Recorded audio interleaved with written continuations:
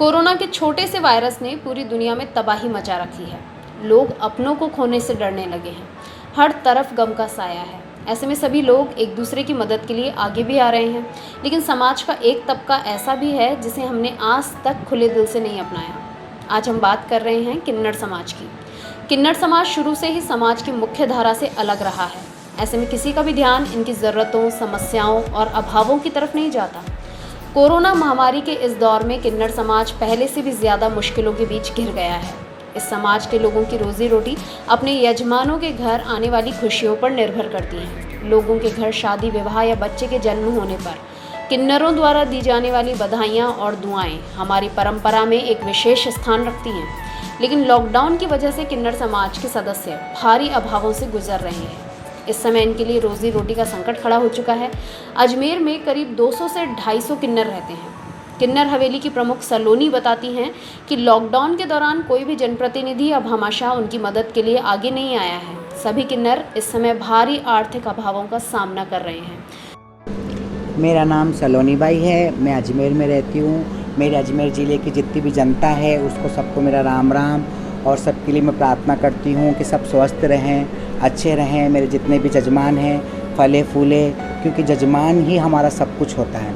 हम जजमान के पीछे हमारा पालन पोषण होता है। जजमान के पीछे हम लोग अपना सो श्रृंगार जजमान के पीछे करते हैं। अब जजमान दुखी है तो हम लोग भी बहुत दुखी हैं। हमारा कोरोना महामारी में तो हमारा प्रभाव तो अच्छा नहीं रहा है। अभी ये 1.5 साल हो गया है कोरोना जब से आया है, तब से हमारा तो कहीं निकलना नहीं होता है। बहुत कम लोग होते हैं। जो जजमान हमको बुलाता है कि जिसके घर में शादी होती है तो वो हमको बुलाता है तो हम लोग जाते हैं। अदरवाइज़ हमको 1.5 साल हो गए हम लोग कहीं नहीं जा रहे हैं, कहीं नहीं आ रहे, क्योंकि हम लोग जजमान के लिए प्रार्थना कर रहे हैं। घर में बैठ के हम लोग रोज़ सुबह शाम दुआ करते हैं, प्रार्थना करते हैं कि कोविड बीमारी जो है बहुत बुरी है, ये चली जाए इंडिया से।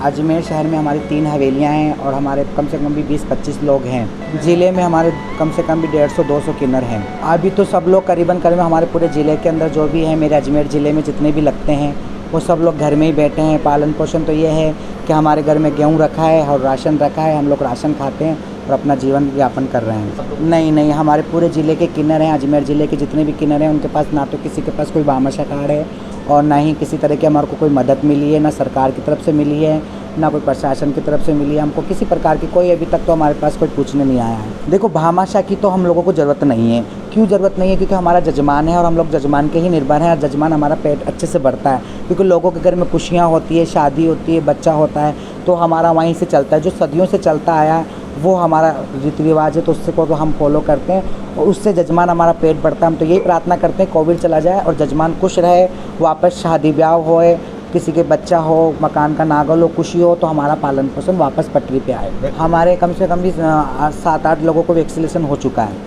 जिनकी उम्र थी उनको हमने वैक्सीनेशन करा चुका है। अब जैसे बारी आई है कि 45 से कम वाले हैं, 30 हमारे 25 साल के भी हैं, 20 साल के भी, 30 साल के भी, तो उनका भी हम वैक्सीनेशन करवाएंगे।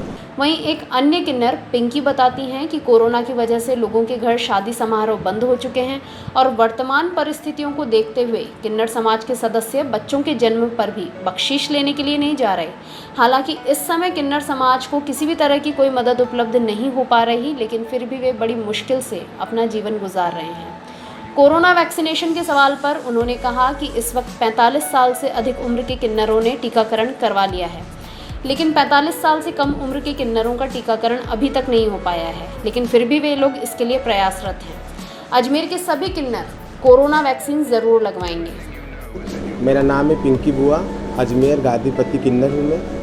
हमारी 3 हवेली है अजमेर के अंदर। एक हवेली में मैं विराजमान होती हूँ, एक हवेली में मेरी सलोनी बुआ जी हैं। मैं कोविड को लेकर बड़ी परेशान हूँ।